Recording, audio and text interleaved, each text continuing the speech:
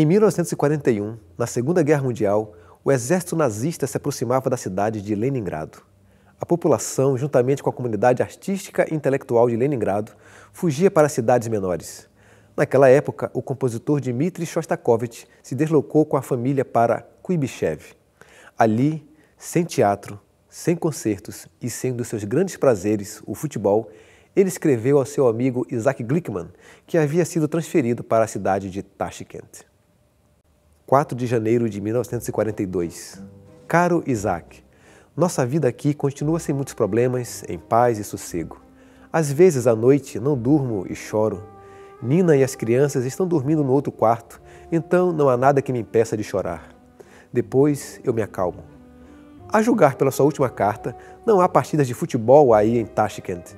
Eu fui a um jogo de hóquei no gelo aqui um dia, mas não gostei muito. Eles não eram maus jogadores, mas na maioria das vezes eu não fazia ideia de qual lado o jogador estava e o árbitro também não ajudou a deixar as coisas mais claras. Envio-lhe um aperto de mão, meu querido amigo. Assinado Dmitri.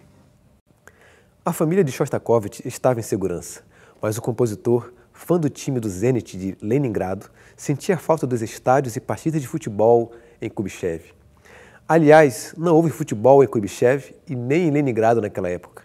Atualmente, nas duas cidades, há jogos da Copa do Mundo da Rússia. Shostakovich ia adorar. Shostakovich não foi apenas um torcedor de futebol.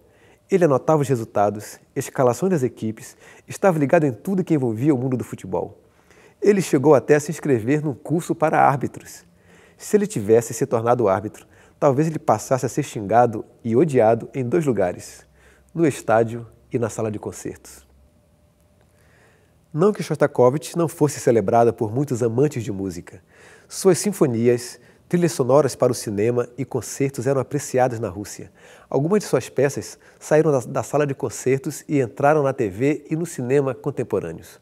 Um bom exemplo é a Valsa número 2, uma bela música usada em filmes como De Olhos Bem Fechados e Batman vs Superman, e até em séries como Mr. Robot e House of Cards.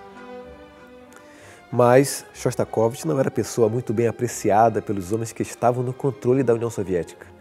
O Comitê Político e Cultural da então chamada União Soviética via algumas de suas obras como burguesas, formalistas, distantes do gosto popular e das raízes da cultura russa.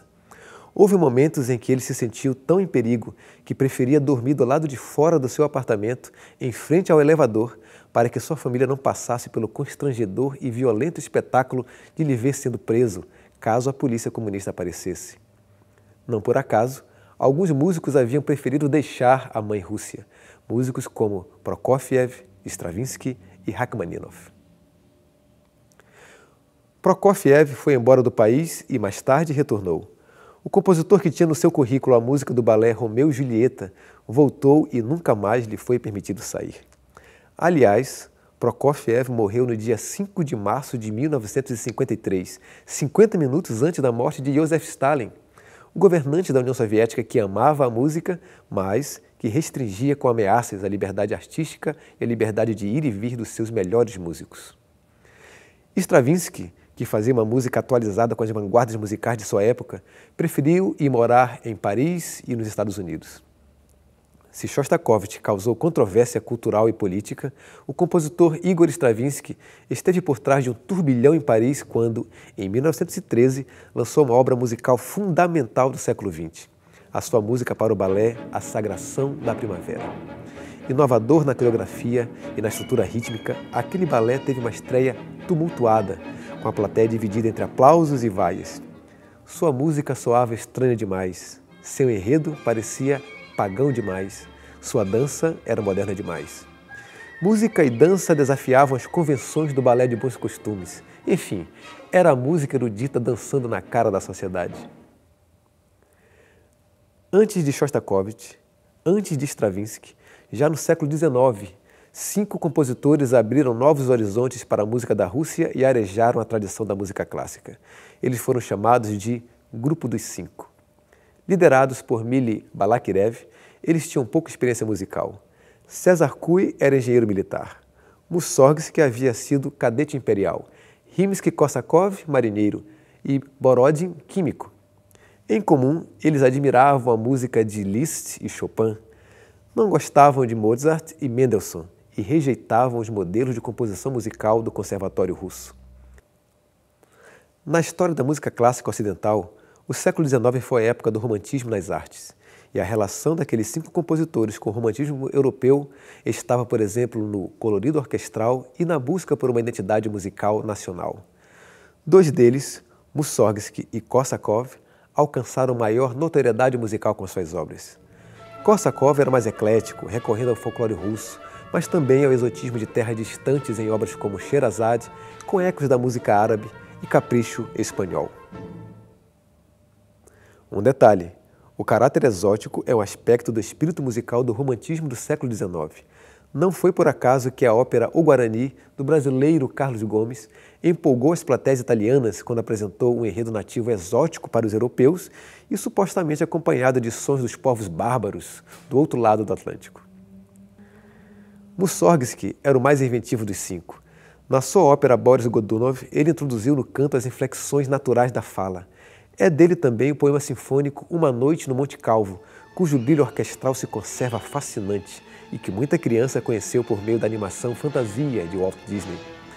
Mussorgsky dizia que não pertencia a nenhum grupo.